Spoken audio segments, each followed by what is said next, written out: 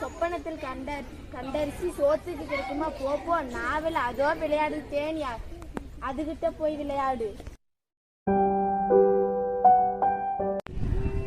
தேனி தேனி என் கூட விளையாட வரியா?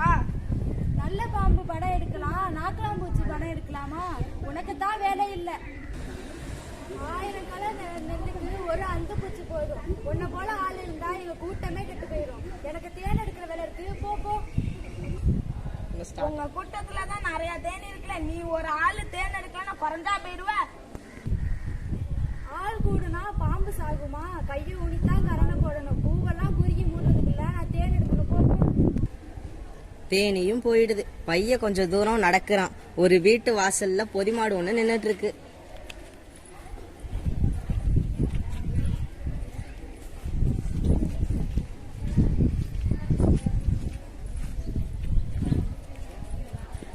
மாடே சும்மா தானே இருக்க, என் கூட விளையாட வரியா? என்னது சும்மா இருக்கிறனா? பாரம் சுமக்கிறதுக்கு தான் கஷ்டம் தெரியும். இப்போ உனக்கு தான் வேலை இல்லை. இருக்கிறவனுக்கு புளியப்போம், இல்லாதவனுக்கு பசியப்போம். நான் என் முதலாளிக்கு புளி மூட்டை உப்பு மூட்டைலாம் சுமக்கிறேன். நான் வரல, அதுவும் அந்த ஆமையோட போய் விளையாடு.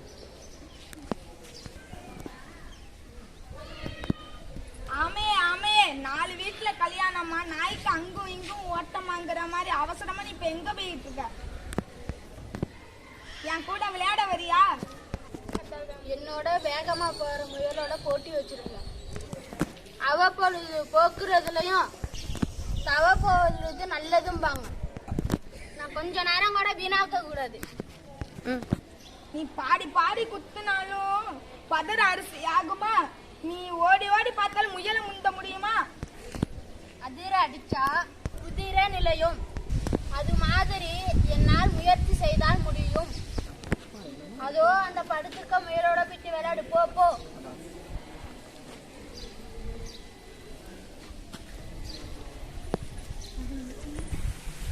பையன் கொஞ்சம் தூரத்துல படுத்திருக்க முயல் கிட்ட போறான். முயலே குத்துகளுக்கு என்ன வெயிலா குளிராங்கிற மாதிரி சும்மா தானே படுத்திருக்க, என் கூட விளையாட வரியா? அகலில் என்கிற முதலைக்கு அதுவே சொர்க்கங்கிற மாதிரி. போன தடவை அந்த நிழல்ல படுத்து தூங்குறதுனால அந்த ஆமை கிட்ட தோத்துட்டேன். அதோ அந்த குட்டி தேவர் மேல போய் விளையாடு. அந்த பையன் கார்த்திகை மாசம் பெரிய கண்ட மாதிரி விளையாட ஆள் கிடைச்சிச்சுன்னு நினைச்சு அந்த குட்டி செவரு மேல ஏறி குதிச்சு விளையாடுறான். அது ரொம்ப பழைய செவரு, மழையில் வேற நனைஞ்சதான் ஊறி இவன் ஏறி குதிச்சதும் பொலன்னு இடிஞ்சு விழுந்தது. அதுல இருந்து பூச்சி, எறும்பு, வண்டு எல்லாம் வெளியே வருது. அட பாவி, நாங்களே அதை விட்டாலும் கதி இல்ல, அப்பால போனாலும் விதி இல்லைன்னு நினைச்சு தட்டி போட்ட ரொட்டிக்கு புரட்டி போட ஆள் இல்லாம இருக்கும். உனக்குத்தான் வேலை இல்லைன்னா நாங்க பாடுபட்டு சேர்த்து வச்ச பொருளை எல்லாம் இப்படி போட்டு உடைச்சிட்டியே. எறும்பு பூச்சி எல்லாம் கோபத்தோட அவன் கை காலில் ஏறி நறுக்குன்னு கடிக்குது. அள்ளுறவன் பக்கத்துல இருந்தாலும் கிள்ளுறவன் பக்கத்துல இருக்கக்கூடாதுங்கிற மாதிரி அந்த பையன் வலி பொறுக்காம கத்திக்கிட்டு ஓடுறான். அமாவாசை இருட்டுலையும் பெருச்சாலி போன இடமெல்லாம் வலி என்கிற மாதிரி காட்டுலயும் மேட்டுலயும் ஏறி விழுந்து வீட்டுக்கு ஓடி வந்து சேர்றான்.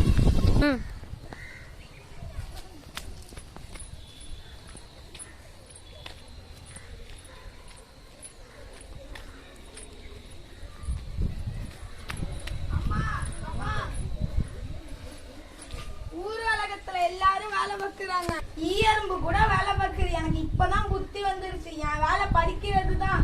இனிமே நான் கொஞ்சம் தூரம் இருக்காம நான் இனிமே ஸ்கூல் போவேன். அதுக்கு பிறகு அந்த பையன் நல்லபடியா பள்ளிக்கூடம் போய் படிக்க தொடங்குறான். ஆளுக்கு ஒரு வேலைன்னு எல்லாருக்கும் புரிய வைக்கிறான். இதோட கதை முடியுது.